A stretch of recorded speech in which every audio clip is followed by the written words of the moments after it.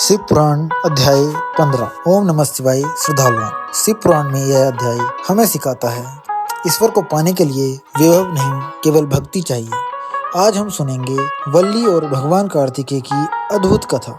दक्षिण भारत के एक घने वन में वल्ली नामक एक कन्या रहती थी। वह न तो राजकुमारी थी, न ही किसी बड़े कुल से, पर उसका मन सदैव भगवान कार्तिकेय में लगा रहता था। वल्ली का जीवन साधना, सेवा और श्रद्धा से भरा था। वल्ली रोज वन में भगवान स्कंद का स्मरण करती थी।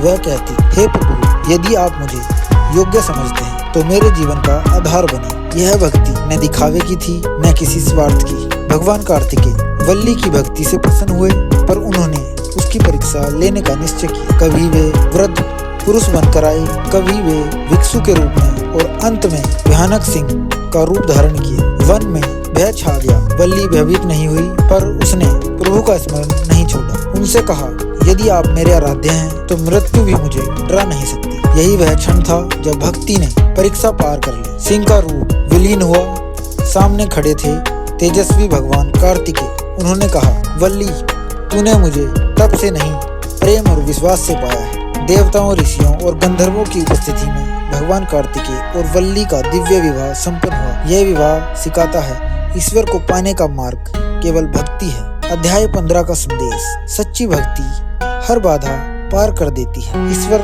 भाव देखते हैं, स्थिति नहीं। प्रेम में ही सच्चा धर्म है। धैर्य और श्रद्धा से जीवन सफल होता है। ओम स्कंदाय नमः। श्रद्धालुओं, वल्ली की कथा हमें यह याद दिलाती है, जो प्रभु को सच्चे हृदय से पुकारते हैं, प्रभु उसी के हो जाते हैं।